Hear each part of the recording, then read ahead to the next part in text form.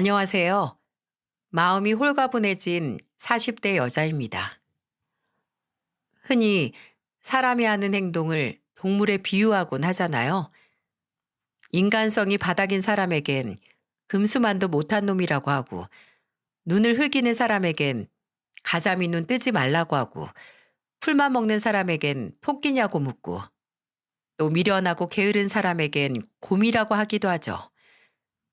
특히 전래동화에서 유래된 이야기에선 여기저기부터 본인의 이익만을 챙기며 태세 전환을 밥 먹듯이 하는 비열한 사람에겐 박쥐짓 한다고 하기도 합니다. 근데 제가 이 박쥐짓을 몇 년간 당해본 바로 참 사람이 지어낸 동화 하나 때문에 비열함의 아이콘이 된 박쥐에게 미안할 일이라는 생각이 들더라고요. 아마 박쥐도 사람이 지어낸 이 박쥐짓 당해보면 어이가 없어서 당장 욕을 내뱉을 겁니다. 저는 30 초반 친한 언니의 소개로 지금의 남편을 만났어요. 남편은 친한 언니의 친구였고, 저희는 소개를 받고 한 달이 지났을 때 연인이 되었죠. 제 남편을 동물에 비유한다면, 굳이 고르자면 호랑이라고 할까요? 뭐 용맹하거나 사납거나 한 건 전혀 아니고, 호랑이가 매너가 좋은 동물이라고 하더라고요. 얼마나 매너가 좋냐면, 사냥을 하는 사냥감이나 영역 다툼에서 싸우는 상대에게도 매너를 지킬 만큼 젠틀하다고 하네요.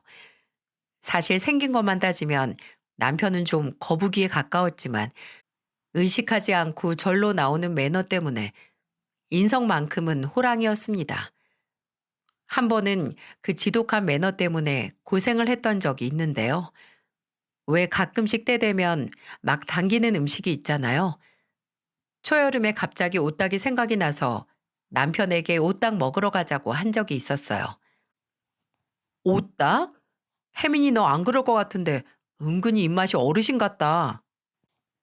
예전에 할아버지가 해주신 게 생각나서 그래.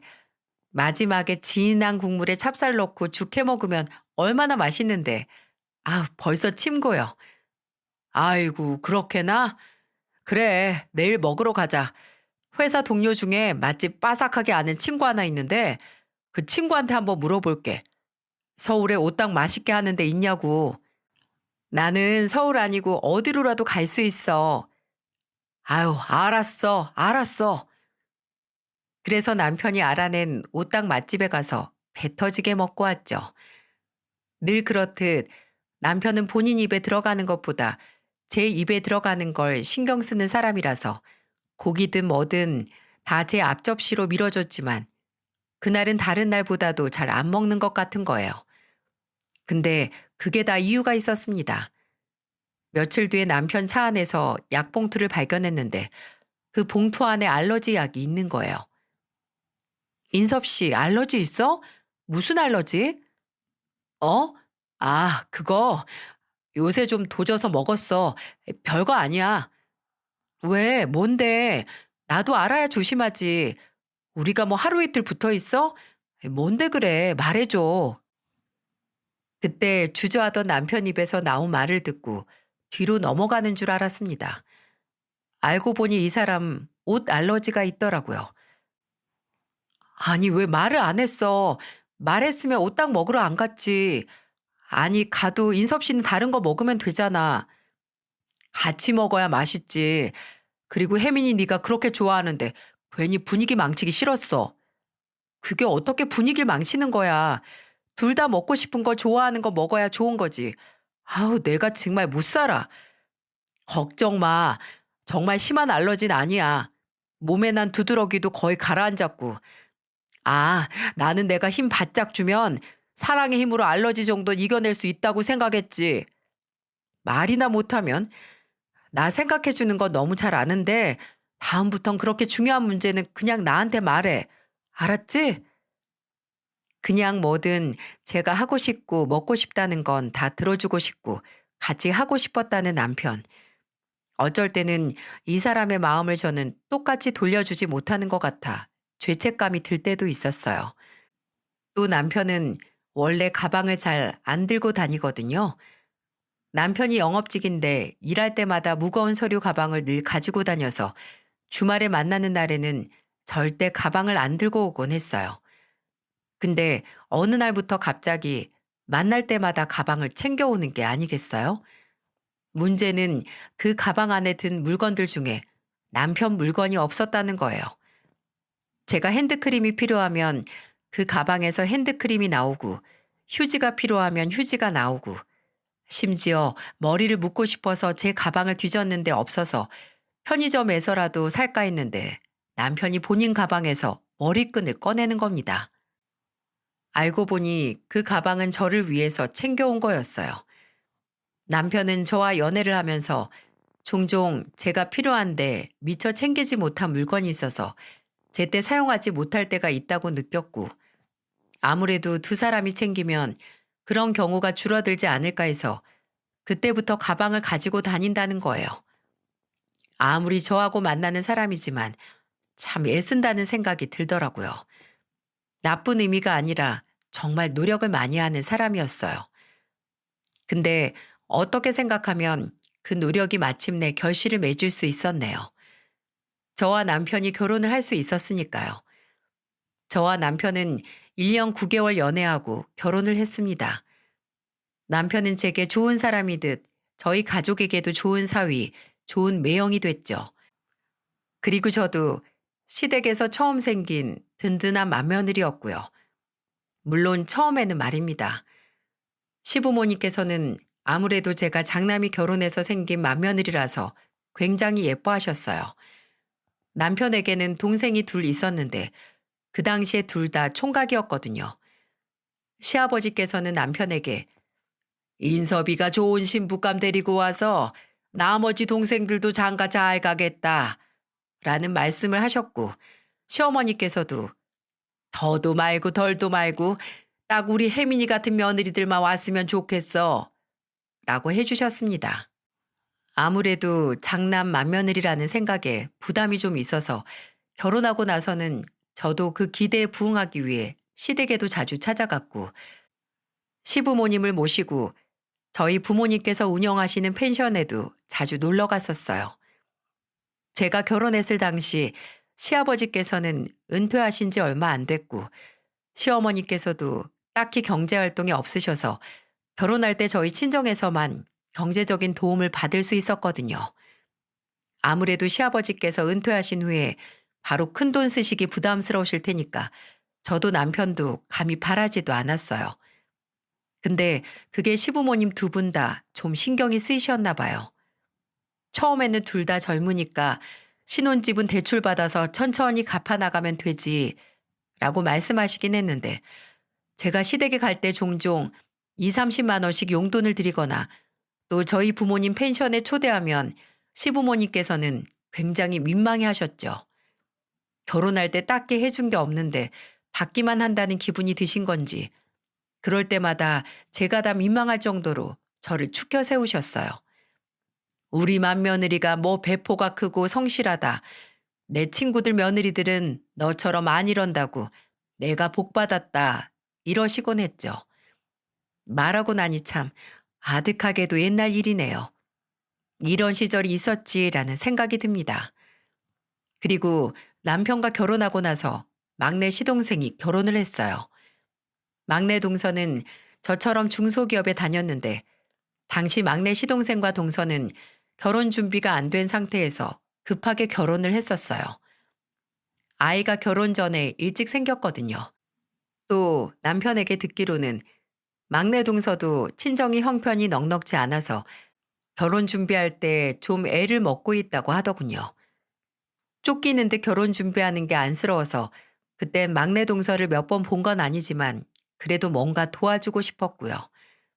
그래서 주변에 결혼한 친구들하고 직장 동료들에게 수소문을 해서 제가 그래도 좀 괜찮은 결혼식장을 가격대별 파일로 정리해서 막내 동서에게 준 적이 있었어요. 그리고 제 친구가 사진 작가인데 친구에게 따로 부탁을 해서 비교적 싸게 결혼 사진을 찍을 수 있게 도와줬고, 남편과 상의해서 축의금 100만 원을 해줬습니다. 또 그때 제가 첫째를 낳은 후라서 제가 얼마 안 쓴 아이용품은 전부 막내 동서에게 주었죠. 근데 이때 막내 동서가 고마웠나 봐요. 솔직히 엄청난 도움을 준 것도 아니고 좀 부지런 떨어서 도움 준 건데 결혼식 올리기 전부터 마치 몇 년 봐온 사이처럼 형님, 형님 하면서 저를 굉장히 잘 따랐거든요. 결혼하고 아기용품 사러 갈 때도 형님, 저는 보는 눈이 없어서 그런데 형님이 같이 가서 골라주시면 안 돼요? 하고 부탁하고 형님, 이번에 개봉한 영화 보셨어요? 저희 남편은 영화관 가는 걸 예전부터 싫어해서 그런데 저랑 같이 가주시면 안 돼요? 제가 예매할게요. 라고 먼저 다가오기도 했어요. 이때만 해도 뭔가 시댁에서 제가 내가 이 정도로 대접을 받을 사람은 아닌데 라는 생각이 들 정도로 되게 저를 많이 필요로 해줬어요. 시부모님도 무슨 일이 생기면 제게 연락해서 이런 말 맏며느리한테 안 하면 누구한테 해? 라고 하시고 막내 동서도 제가 있어서 다행이라고 형님한테 의지 많이 한다고 해줬으니까요. 그때는 몰랐습니다. 이랬던 시댁 식구들이 마음속에는 아주 어마무시한 박쥐를, 아니, 박쥐에게 미안할 정도로 야비한 본색을 숨기고 있을지 말입니다. 제가 결혼하고 한 3년 정도 지났을 때 둘째를 낳고 나서 원래 일하던 회사에 아르바이트 형식으로 잠깐 복직을 했었을 때였어요. 둘째 시동생이 결혼을 했죠. 둘째 시동생은 강남에 잘 나가는 일타 강사였는데 둘째 동서도 같은 학원에서 근무하는 강사라고 하더군요. 둘 다 연봉이 억대였는데 결혼할 때부터 으리으리한 호텔에서 식을 치렀고 신혼집도 학원에서 가까운 곳으로 얻더군요. 그때 속으로 역시 사람은 기술이 있어야 하나 보다 하면서 부러워했던 기억이 나네요. 근데 얼마 지나지 않아서 그 부러워했던 제 자신이 창피해지는 순간이 왔었습니다. 둘째 동서의 첫인상은 뭐 딱히 좋지도 나쁘지도 않았어요.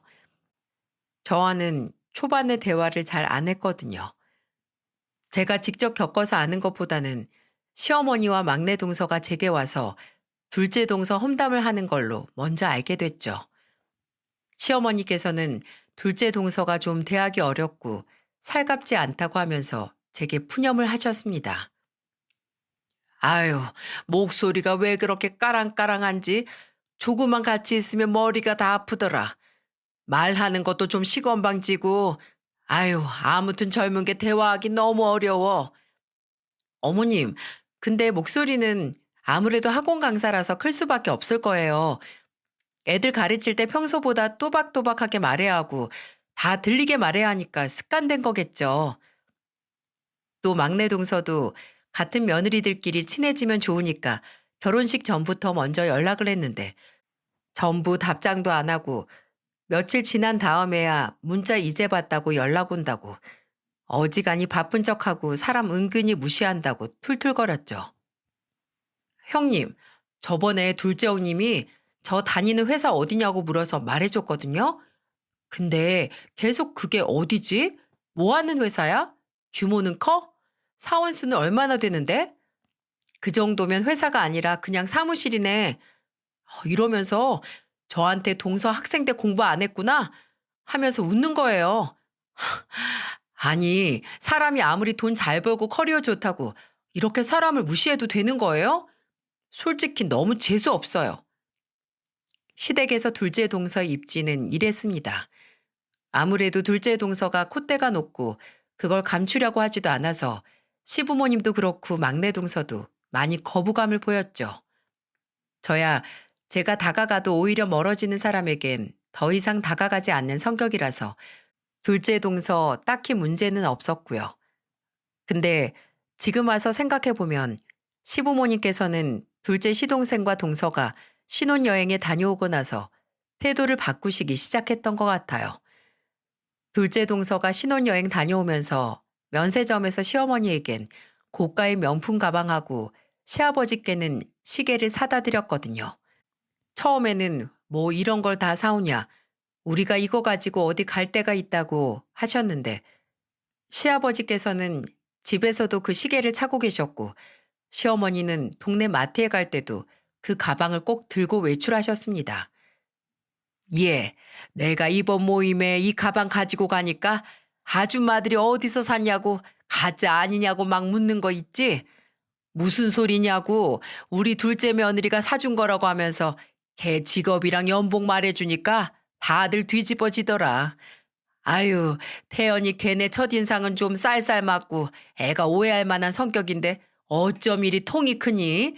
내가 아주 깜짝 놀랐다. 이날부로 시어머니에게 둘째 며느리는 대학이 어렵고 시건방지 내에서 통 크고 성격 화끈한 1등 며느리로 바뀌었습니다. 이때까지만 해도 내가 못 해드리니까 벌이 좋은 다른 며느리가 해드리면 좋지 하고 좋게 좋게 생각을 했거든요. 근데 와, 이렇게 티가 팍팍 날 수 있는 건지 저도 눈치채고 싶지 않았는데 시어머니께서 둘째 동서가 마음에 좀 드신 후로 제게 먼저 와서 밥 먹으라고 하고 또 같이 어디 좀 가자는 연락이 현저히 줄어들었다는 겁니다. 이게 차라리 제 피해 의식이었다면 좋았을 텐데 불행하게도 저만 느낀 게 아니었어요. 제 남편도 어느 날 제게 그러고 보니 어머니가 연락이 뜸하시네. 맏며느리만 그렇게 찾을 땐 언제고 요새 뭐 바쁘신가? 라고 했었으니까요. 제가 아, 시어머니가 나한테 마음이 떴구나. 이제 둘째 며느리만 보이시는구나. 라고 확신을 했던 게 제가 그 당시 둘째 낳고 퇴사를 한 회사에서 종종 아르바이트로 가서 일을 했었거든요. 근데 한창 회사의 일손이 부족해서 거의 직원처럼 일한 달이 있었어요. 그때 실적도 잘 나오고 성과도 좋아서 제가 한 달 성과금만 거의 월급하고 비슷하게 나왔었거든요. 일 잘해서 월급을 2배로 받게 되니 기분이 좋아서 저희 친정에 용돈 좀 붙이고 시댁 식구들 불러서 외식을 했었죠. 원래 그런 자리에 잘 안 나오던 둘째 동서도 나왔는데 어쩌면 제 속을 뒤집기 위해 일부러 왔던 건 아닌가 싶어요. 제가 한턱 낸다고 하니 식사 전부터 시아버지도 시동생들도 제게 대단하다. 어떻게 성과급을 그렇게 받냐고 시동생들은 아, 퇴사했어도 형수님 안 죽었다고 능력 있다고 치켜 세워줬거든요. 저는 민망해서 말만 하지 말고 사준 사람 기분 좋게 많이 먹으라고 했고요. 근데 가만히 듣던 둘째 동서가 제 성과급 액수를 둘째 시동생에게서 듣더니 진짜 기분 나쁘게 웃으면서 이렇게 말하는 거예요. 아, 월급이 2배인데 그것밖에 안 돼? 어차피 아르바이트로 일한 거니까 대단하다고 봐야겠네. 와, 이 말을 뭐 속닥거리면서 하다가 제게 들린 게 아니고 특유의 카랑카랑한 목소리로 말하는데 갑자기 입맛이 뚝 떨어지더군요. 연봉 억대 강사에게 돈 500도 안 되는 돈은 돈도 아니다 이걸까요? 근데 예전 같았으면 우리 맏며느리 하던 시부모님께서 한 소리 하실만 하거든요. 근데 시아버지께서는 못 들은 척 술만 드시고 시어머니께서는 뭐라 했는지 아세요? 그래, 태연이한테는 충분히 적게 느껴질 수 있지. 제가 버는 돈이 좀 많니? 그래도 다 지 분수에 맞게 베푸는 거니까 오늘 맛있게 먹자. 제가 용돈 2, 30만 원 드려도 왜 이렇게 돈을 쓰냐, 돈 쓰지 마라, 뭐하라 하시던 분이 대체 언제부터 이리 돈 앞에서 고개를 빳빳이 세우실까요? 속으로 이제 용돈 2, 30만 원 주는 맏며느리 버리고 몇백은 우습게 쓰는 둘째 며느리만 며느리로 생각하실 생각인가 했습니다. 그때 제 표정이 좀 안 좋았는지 남편이 먼저 나서서 웃으면서 아, 오늘 얻어 드시는 분들이 제일 말 많네. 그만 말씀하시고 맛있게 드세요. 맛있게. 사줄 맛 좀 나게. 라고 말해서 분위기는 가라앉지 않았지만 제 마음은 착 가라앉아서 바닥에 붙어버렸네요.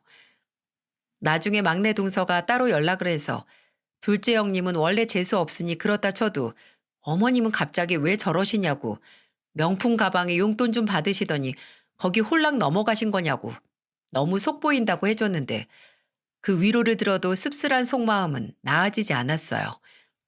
좀 유치한 게 되게 돈 하나로 배신당한 것 같고 돈 없으면 이렇게 뒤로 밀려도 되는 건가 싶어서 속이 상했네요. 그리고 결정적으로 시어머니가 아예 제게 등 돌린 사건이 있었는데요. 이것도 진짜 아직도 어이없는 사건이에요. 심지어 진짜 사소하다고 볼 수도 있는 문제라서 더욱 제 심장에 와서 박힌 그런 사건이었죠.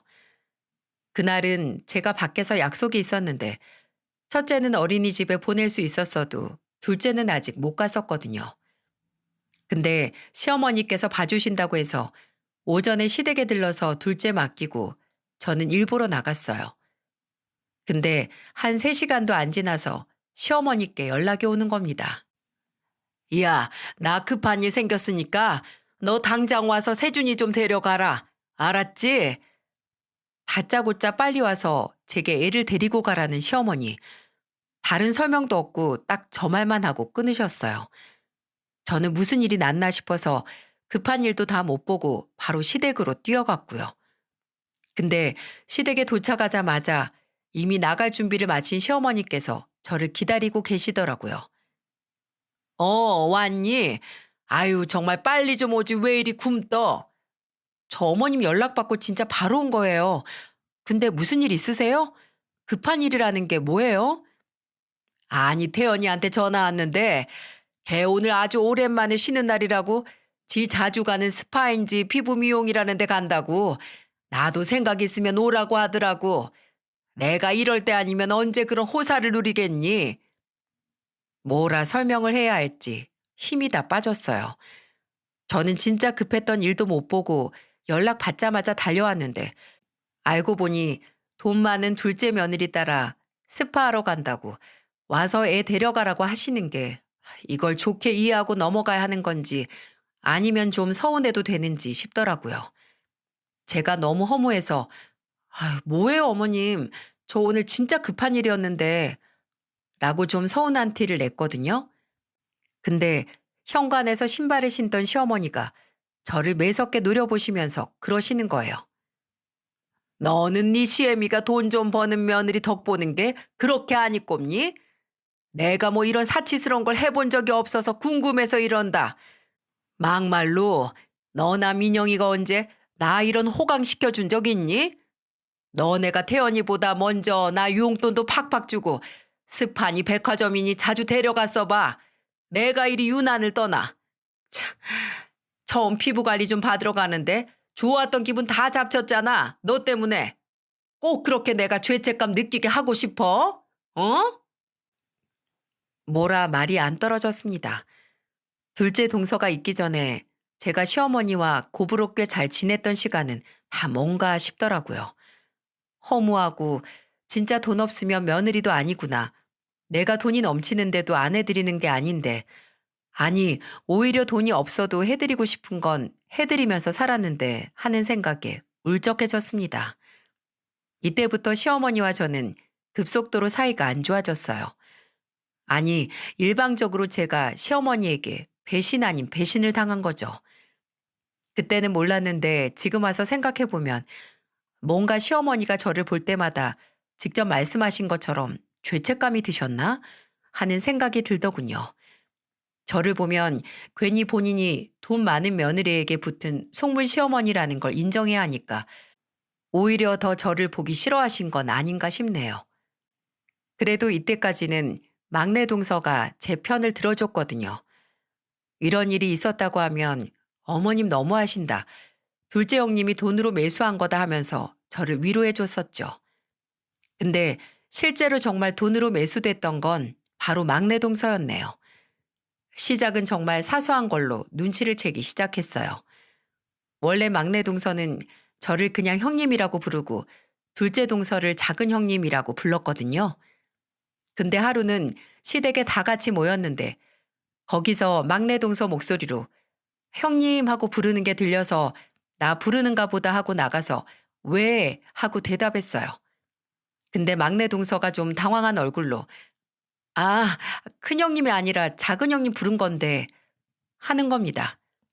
그래서 그때는 그냥 그런가 보다 했어요. 근데 이게 시작이더라고요. 막내 동서에게 연락해서 동서 주말에 뭐해? 나랑 맛있는 거 먹으러 갈래? 했는데 막내 동서는 약속이 있다고 못 만난다고 하더군요. 근데 며칠 뒤에 막내 동서 SNS에 막내 동서가 둘째 동서와 함께 만나서 놀러 간 사진이 있더라고요. 좀 의아했죠. 저보다도 둘째 동서를 싫어했던 게 막내 동서인데 다정하게 사진 찍고 우리 형님하고 브런치라고 글도 써놨는데 언제 이렇게 사이가 좋아진 거지? 하는 의문이 들었어요. 근데 그 이후에도 제가 만나자고 하면 뭐 친정 간다, 유치원 학부모 모임, 결혼식 간다 하면서 다 이리저리 피하는데 웃긴 건 그렇게 말한 날 전부 둘째 동서를 만나 운동하고 영화 보고 백화점 가고 맛집에 간 사진이 두 사람의 SNS에 올라왔다는 거예요. 차라리 거짓말을 하지 말지 왜 숨기나 했는데 약간은 딱한 사정이 있었습니다. 남편을 통해 알게 된 사실인데 둘째 시동생 내가 살던 집이 전세였는데 그맘때쯤 집주인이 전세 보증금을 3천 올린다고 했다나 봐요. 급하게 어디 대출 받을 때도 마땅치 않았는데 그때 그 3천만 원을 빌려줬던 게 바로 둘째 동서였던 거죠. 그 돈을 빌려준 시기가 막내 동서가 제 연락을 잘 안 받고 둘째 동서 어울리면서 붙더라고요. 솔직히 남 이야기라면 너무 치사하고 유치하잖아요. 저 같아도 친구나 지인이 이런 일을 당하면 유치하다고 학을 뗐을 거예요. 근데 막상 제가 당사자가 되니 분하고 억울한 거 있죠? 아마 그래서 저도 막 나갈 수 있었을 거예요. 시어머니와 막내 동서가 완전히 둘째 동서의 하수가 되고 나서 둘째 동서는 의도적으로 제게 다가와 제 속을 긁었습니다. 뭐 저번에 일산에 있는 백화점에 갔다는 얘기를 하면서 그러더라고요. 형님, 원래 막내 동서랑 많이 놀러 다녔다고 하지 않았어요? 근데 거긴 저랑 처음 와봤다고 하던데 둘이 대체 뭐 하고 논 거예요? 뭔지는 몰라도 되게 재미없게 놀았나 봐요. 이러는 겁니다. 마치 나랑은 여기도 가고 저기도 갔는데 너는 뭐 했냐 하는 말투였죠. 괜히 저를 긁고 도발하면서 그 둘을 제게서 뺏어왔다 라고 재는 모습에 유치하다고 코웃음을 치며 무시할 수 있었겠죠. 근데 저도 좀 약이 오르고 화가 나서 대응할 수밖에 없었습니다. 우리? 만나서 딱히 한 건 없고, 아, 막내 동서가 나만 만나면 그렇게 신나게 씹던 사람이 있어. 그렇게 씹으면서 스트레스 많이 풀었지. 근데 사람 일 정말 어떻게 될지 알 수가 없어. 그렇게 씹던 사람하고 이렇게 잘 지내니까 둘이 사이 좋아져서 참 다행이야. 아까 언급은 했었는데 막내 동서도 시어머니도 초반에는 제 앞에서 둘째 동서 욕을 엄청나게 했었거든요. 둘 다 둘째 동서의 돈에 매수되기 전에는 마치 스포츠나 게임처럼 제게 와서 콧대 놓고 재수 없는 둘째 동서 뒷담화를 했었죠. 그래서 자연스럽게 아는 게 많은 저는 둘째 동서가 제게 와서 저렇게 속을 긁거나 막내 동서와 시어머니가 제 앞에서 괜히 보라는 식으로 둘째 동서를 치켜 세우고 저랑 비교하면 과거 두 사람이 제게 둘째 동서 욕했던 걸 은근히 돌려 말하곤 했어요. 좀 유치하죠? 네, 저도 제가 유치한 짓 한 거 압니다. 근데 상대방에서 그렇게 유치하게 나오는데 저도 마냥 무시할 수 없잖아요. 그러다가 둘째까지 어린이집 나이가 됐을 때 저는 예전 직장 사수였던 선배 소개로 새롭게 재취업을 할 수 있었어요. 애들도 크는데 계속 아르바이트 형식으로 일할 수도 없고 저도 벌어야 빨리 집 대출금도 갚고 애 둘 키우는 살림이 조금이라도 윤택해질 테니까요. 또 일을 시작하면서 좋았던 건 둘째 동서와 그 하수인들이 하는 온갖 유난이 전혀 눈에 안 들어왔다는 거예요.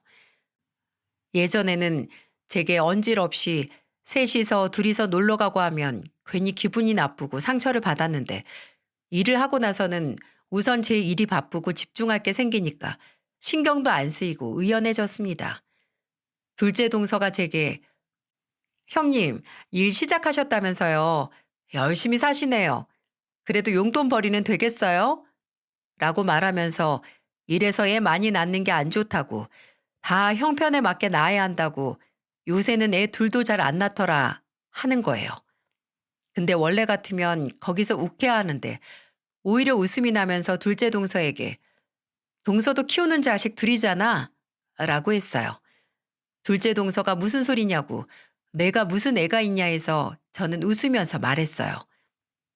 어머님이란 막내 동서 둘 데리고 다니고 돈 쓰느라 거의 애 키우는 것만큼 돈 들지 않아?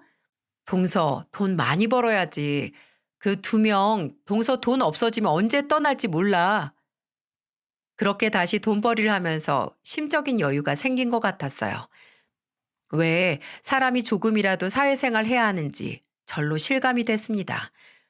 뭔가 시야가 넓어지면서 이 정도는 아무것도 아니지 하고 뭐든 좋게 넘어가고 싶어진달까요?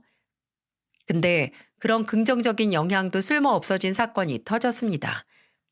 제가 결혼 6년 차였을 때 일어난 일이었죠. 어머니께서 아버지가 쓰러지셨다고 연락을 해오신 거예요. 그때가 여행 성수기 지나서 저희 부모님 펜션도 좀 여유가 생겼을 때였는데 아버지께서 청소를 하시다가 갑자기 쓰러지시고 구급차에 실려가셨다는 겁니다. 저는 회사에 반차를 내고 바로 아버지가 계시는 병원으로 달려갔어요. 병원에 도착했을 때 아버지가 급성 뇌출혈로 쓰러지신 걸 알았고 눈앞이 막막했어요.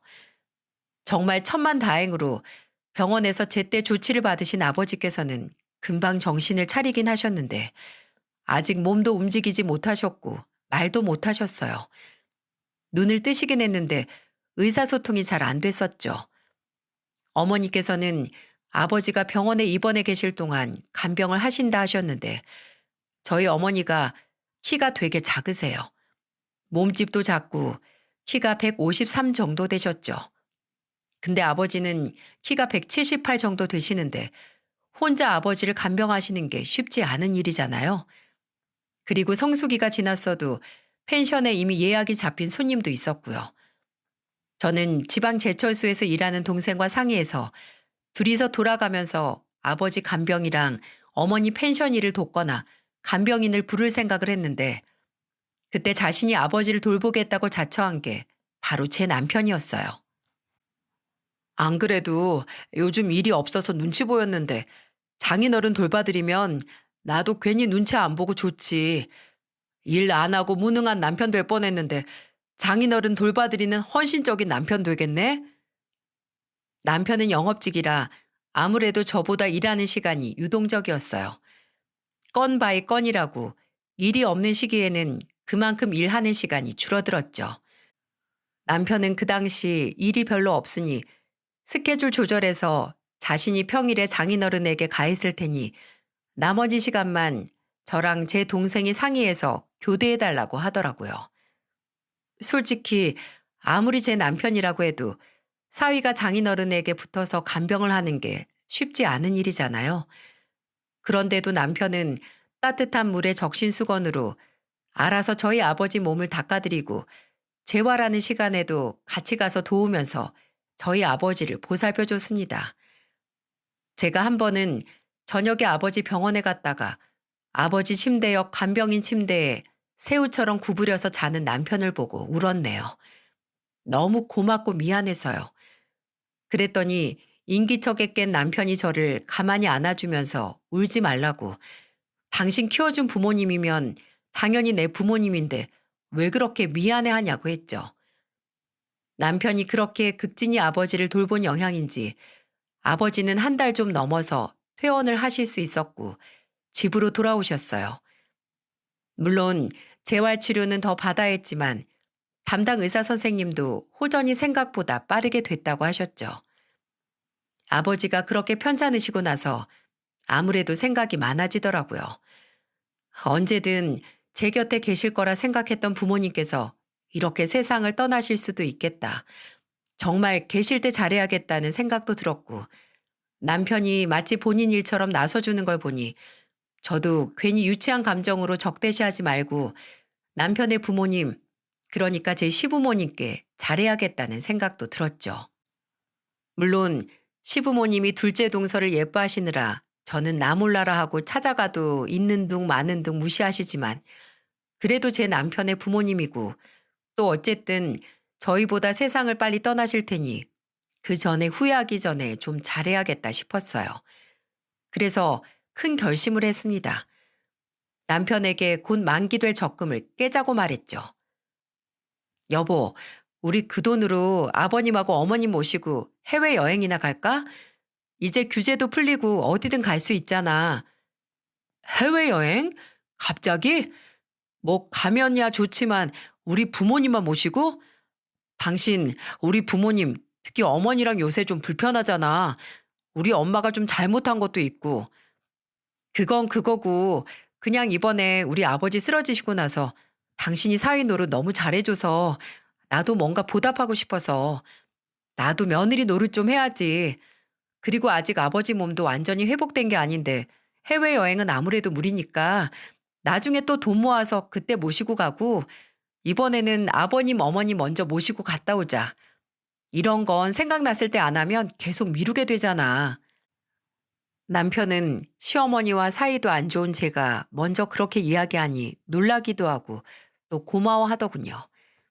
아무리 사이가 안 좋아졌어도 제가 먼저 노력을 하려고 하는 것 같아 미안하고 고맙다고 말입니다. 그래서 쇳불도 당긴 김에 빼라고 그 주 주말에 시댁에 가서 말씀을 드리려고 했어요. 아무래도 효도 관광이니 시부모님께서 가고 싶은 나라로 가는 게 좋잖아요. 그래서 시댁에 갔는데 제가 왜 왔는지 모르는 시어머니는 늘 그랬듯 제가 시댁에 들어가자마자 저를 위아래로 흘겨보면서 말씀하셨어요. 왜 왔니? 연락도 없이. 우리가 어디 나갔으면 어쩌려고?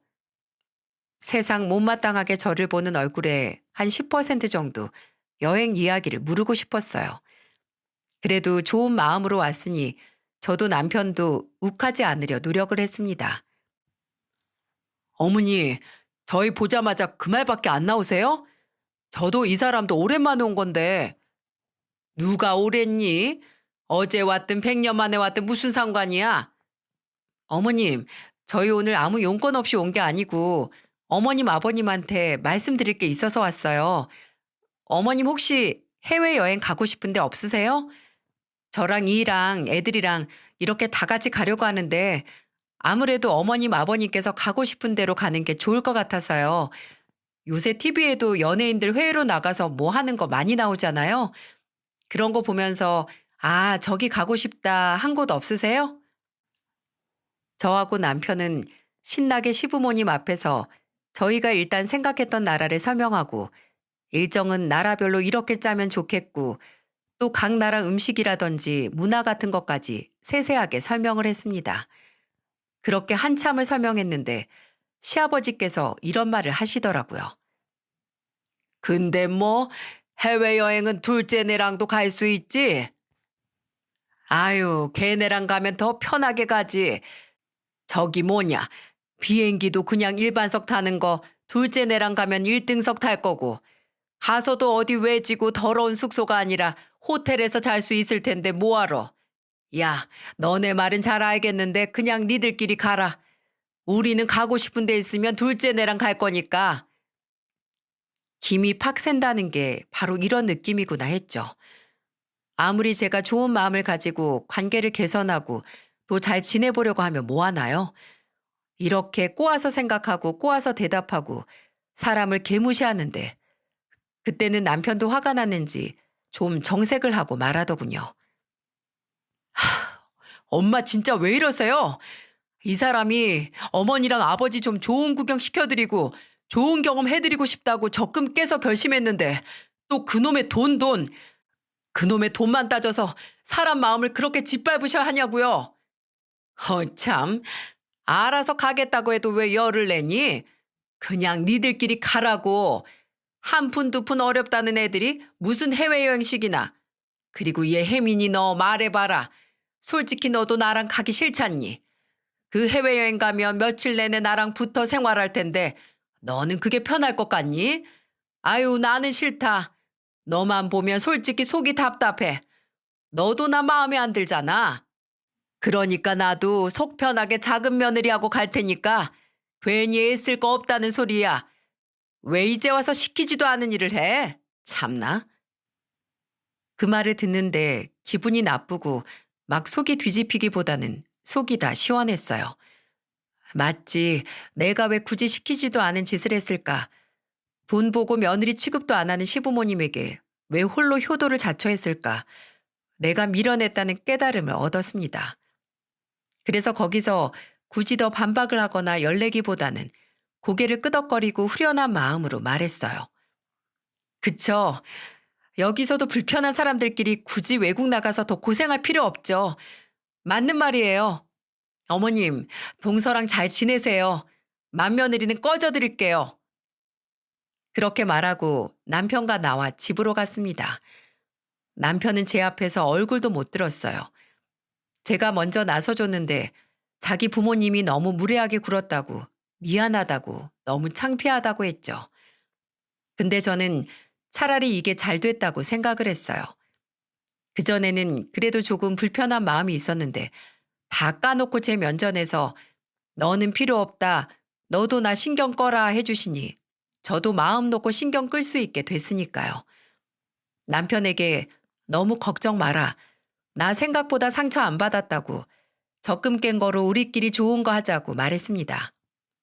근데 과정이 어찌했든 마침내 제가 마음의 평화를 찾았을 때 다른 곳에서는 폭풍우가 왔었더라고요. 그 일이 있고 일주일 정도 지났을 때 저녁에 남편이 전화 한 통을 받았어요. 어? 나 이제 잘라고 했지. 근데 왜? 뭐? 어디? 네가 지금 거기 왜 있어? 뭐 때문에?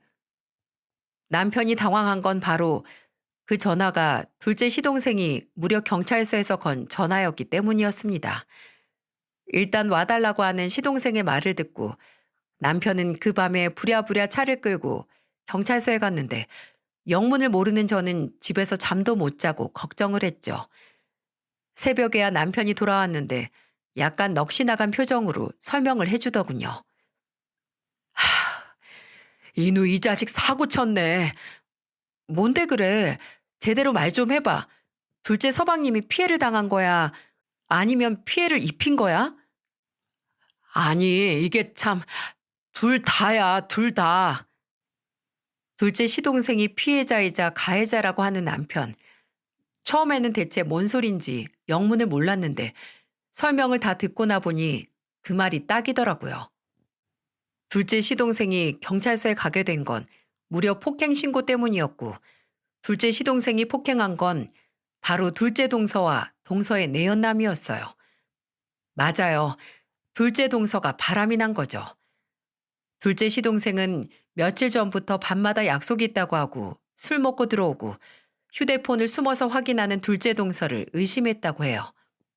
그래서 미행을 했는데 그날 둘째 동서가 술 먹고 춤추는 나이트에서 어떤 남자와 만나 진하게 노는 걸 목격을 했고 심지어 장소를 옮겨서 호텔에서 역사적인 순간을 만들려는 현장까지 덮치게 된 겁니다. 둘째 시동생도 도저히 맨정신으로는 현장까지 잡을 용기가 없어서 술을 좀 마셨다고 해요. 그래서 그 현장을 잡자마자 눈이 뒤집혀서 붙어있는 둘째 동서와 그 내연남을 손이 가는 대로 두들겨 팼고 다른 객실에 있는 손님이 그 요란한 현장을 보고 경찰에 신고를 해서 연행이 된 거였어요. 술이 좀 들어간 둘째 시동생은 아내가 바람난 현장을 잡은 피해자인 남편에서 순식간에 두 사람을 피떡이 되도록 팬 폭행 가해자가 된 거예요. 그날 경찰서 안은 아수라장 그 자체였다고 합니다. 야, 너 당장 이혼이야. 나이트? 너 미친 거 아니야? 나이트에서 만난 저 멸치 같은 놈이랑 붙어 먹을 생각을 해? 내가 너 진탕 후회하게 만들어준다. 위자료 청구해서 뼈까지 싹싹 발라먹을 줄 알아. 그래, 발라먹어라. 나는 나랑 이 사람 이 지경 되도록 맞은 거 고소해서 당신 발라먹을 테니까 서로 어디 살 발라보자고. 둘째 시동생은 둘째 동서에게 외도로 이혼 소송에서 위자료를 받겠다. 고래고래 소리를 지르고 둘째 동서는 폭행으로 고소하겠다고 콩밥 먹인다고 난리고 아주 생지옥이나 다름없었네요. 실제로 둘째 동서와 그 내연남은 바로 병원에 입원했다고 해요. 둘 다 각각 전치 4주와 5주 진단을 받고 병원에 오래 입원해서 버틸수록 때린 둘째 시동생 혐의만 가중되게 만들려는 거였죠. 근데 사고는 여기서 끝이 아니었습니다. 이번에는 시어머니께서 사고를 치셨어요. 둘째 시동생 일은 저하고 남편만 알았지 다른 가족들은 몰랐거든요. 둘째 시동생이 절대 일이 마무리되기 전까지는 말하지 말라고 해서 저도 입 다물고 있었고요. 근데 아무것도 모르는 시어머니께서 둘째 동서에게 따로 연락을 하셨었대요. 남편하고 잠깐 외출했는데 휴대폰을 보던 남편이 "아, 진짜 우리 엄마 왜 이러시냐?" 라고 하는 거예요.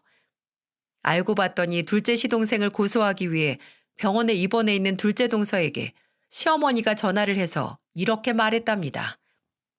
"예, 너 그 휴가 언제니? 저번에 혜민이가 뭐 해외여행 가자고 했는데 내가 너네랑 간다고 거절했거든. 걔네랑 가봤자 얼마나 멀리 가겠니? 그리고 뭐 싸다고 패키지로 가던가 했겠지. 그래서 말인데 내가 TV에서." 아무것도 모르는 시어머니는 저희의 제안은 칼같이 거절하고 둘째 동서에게 연락을 해서 여행 가자고 하신 거예요. 거기에 둘째 동서는 코웃음을 치면서 말했고요. "여행은 무슨 여행이에요? 저 지금 병원에 입원해 있는데." "뭐? 병원? 아니 왜 병원이야? 너 어디 아프니?" "어머님 아들이 저 두들겨 패서 저 지금 병원에 입원 중이에요." 아니 이누가? 아니 이누가 왜 널 때려? 이게 다 무슨 소리야?" 아무튼 저는 이걸로 어머님 아들 고소할 거고 합의는 제가 원하는 대로 안 하면 절대 물을 생각 없으니까 그렇게 아세요. 그리고 치고받고 고소까지 하는 마당에 제가 어머님 며느리로 지낼 수 없죠. 저쪽에서 합의하면 바로 이혼 절차도 밟을 거니까 그렇게 아세요. 더 이상 연락하지 마시고요. 앞으로 저한테 따로 연락하시는 것도 시댁에서 저 괴롭히는 거라고 증거 자료로 제출할 테니까 그렇게 아세요. 그리고 정말 둘째 동서는 본인 변호사를 통해 뭐 시어머니가 이 상황에서 자신에게 돈을 뜯어내려고 한다.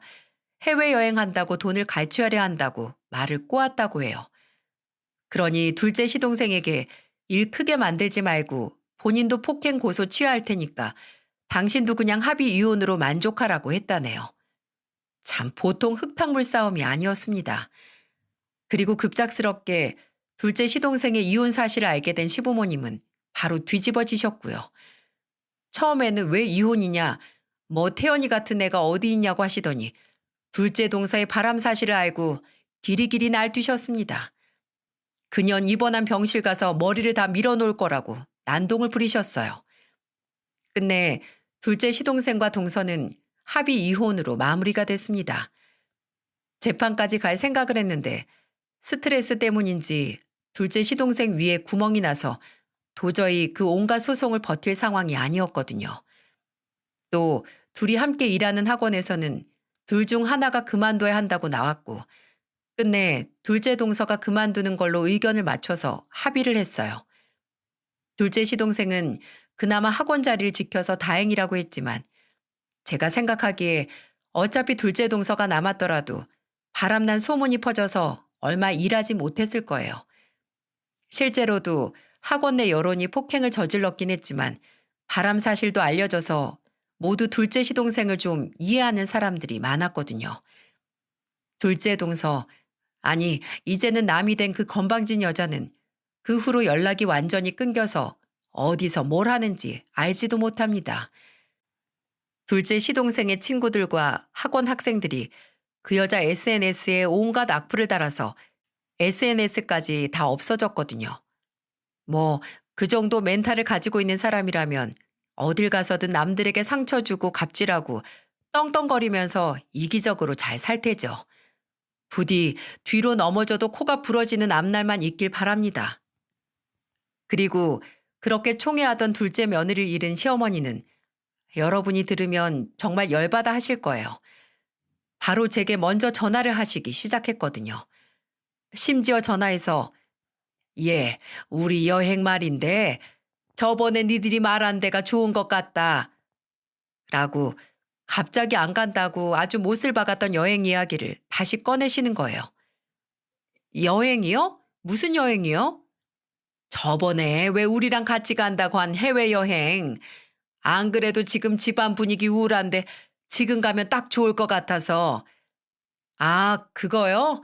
그거 저희 부모님 모시고 가기로 했는데요." "뭐? 아니, 사돈 어른 몸도 아직 성치 않을 텐데 무슨 해외여행이야? 해외는 아니더라도 국내로 가기로 했어요. 제주도라도 가죠 뭐. 그리고 남은 돈은 저축해 놨다가 뭐 나중에 진짜 해외여행 가던가 하고요. 어머님이랑 아버님은 저랑은 죽어도 못 가신다고 하셨잖아요. 돈 많은 둘째 며느리가니 이제 돈은 없어도 착하고 성실했던 맏며느리에게 붙으시더라고요. 참, 이렇게 본인 이득을 위해 이리저리 붙어 다닌 행동은 박쥐짓이 아니라 저희 시어머니 성함을 따서 강옥정짓이라고 하고 싶습니다. 어쩜 이렇게 사람 속이 빤히 들여다 보일까요? 솔직히 좀 징그럽기도 했어요. 사람이 어찌 이러나 싶어서요. 나중에 남편이 시어머니의 연락을 받고 저희 사이를 중재하려고 하긴 했어요.